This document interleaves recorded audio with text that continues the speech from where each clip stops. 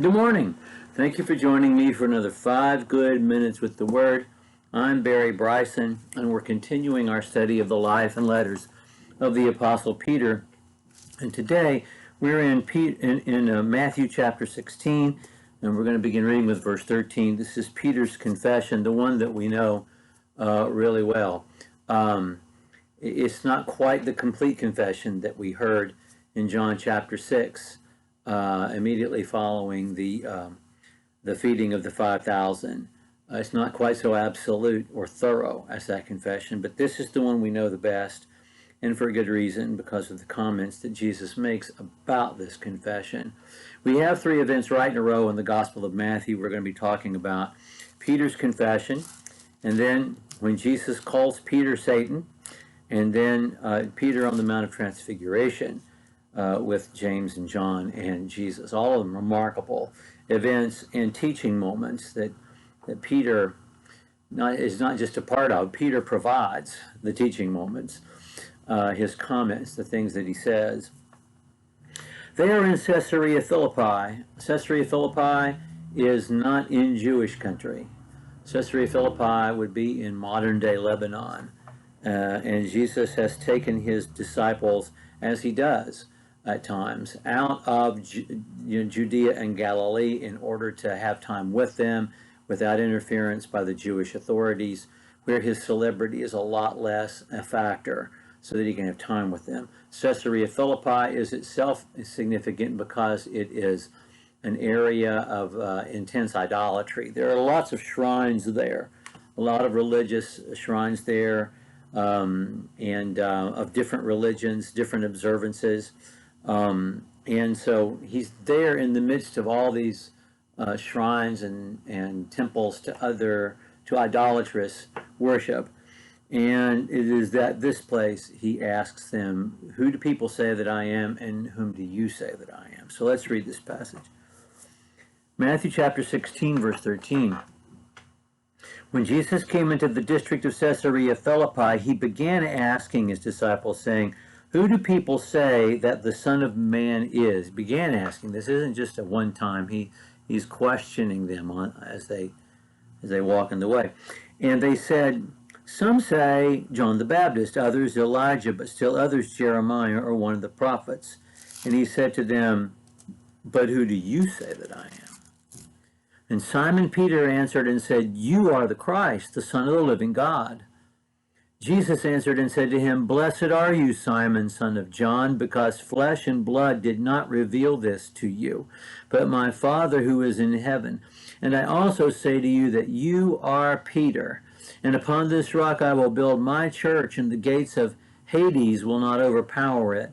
I will give you," that's a plural, by the way, not you individually, "the keys of the kingdom, and whatever you shall bind on earth shall be bound in heaven, and whatever you loose on earth shall be loosed in heaven."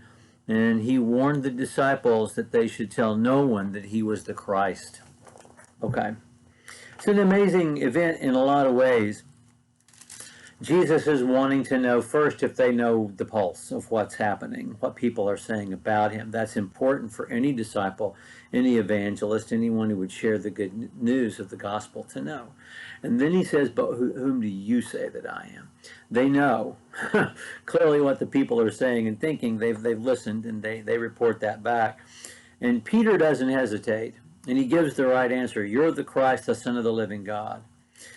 It is Jesus' response that is so amazing, because he says, "Blessed are you, Simon, son of John." Simon is his name, and it's the name that he was introduced to Peter as having. When Andrew, back at the very beginning, first followed Jesus and went and found his brother Simon and said, "We have found" whom? The Messiah. So when these two people met, when Peter and Jesus met, they met as Simon and the Messiah. And he's calling him Simon.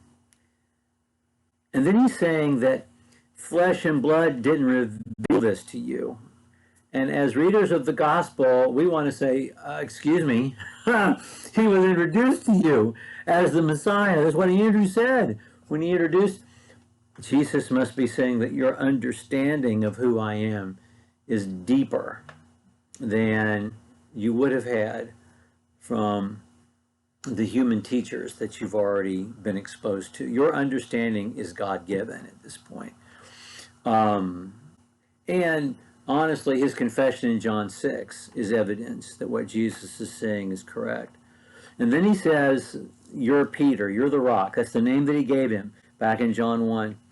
And upon this rock, not Peter himself, but the rock of the confession, I'll build my church, and the gates of Hades will not prevail against it. I want us to understand that we are not in a bunker, and we should not have a bunker mentality. We are the conquering army, we who bring the gospel.